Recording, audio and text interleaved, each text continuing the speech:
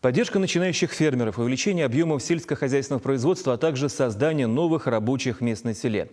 Все это может дать новый проект по развитию фермерства «Агростартап». В Чувашии по результатам конкурса обладателями грантов стали 24 главы фермерских хозяйств. Все они получат от государства до 3 миллионов рублей на развитие своего дела. С одним из победителей встретилась наша съемочная группа.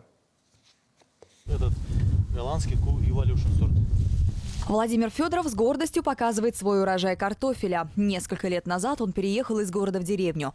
Юрист по образованию всегда мечтал открыть свое дело. Взвесив все плюсы и минусы, Владимир решил арендовать земли и технику и стал фермером. Уже 3 года он выращивает картофель, капусту, пшеницу и рапс. Изначально земли у меня мало было, начинал с 6 гектаров. Первый год я посеял ячмень, но в последующий год взял земли в аренду, и в собственности земли появились.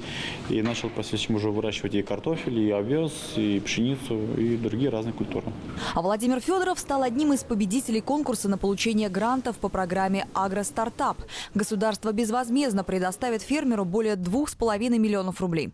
На эти средства Владимир планирует закупить сельхозтехнику. Он уже построил зернохранилище, приобрел трактор. В этом году впервые посадил капусту элитных сортов – Крауткайзер и Универс. Глава хозяйства признается, что сначала было сложно, но главное – желание работать, и тогда все обязательно получится. В плане выращивания капусты, это у меня первый опыт, тоже это направление очень заинтересовало. В этом году посадили около гектара, получается, ранние сорта были, средние, ранние, поздние сорта. Урожай в этом году хороший, планируем хороший урожай собрать, это радует, и в дальнейшем направлении хочется развивать, и на следующий год до 3-4 гектаров как минимум будем сажать капусту.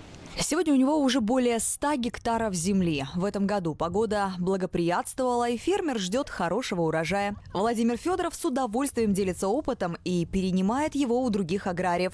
Сейчас он строит планы на будущее. Первоочередная задача – увеличение сельхозугодий. Агростартап, уверен молодой фермер, поможет развитию его хозяйства. Елена Михайлова, Алена Артемкина, Екатерина Янгалакова. Вести Чувашия.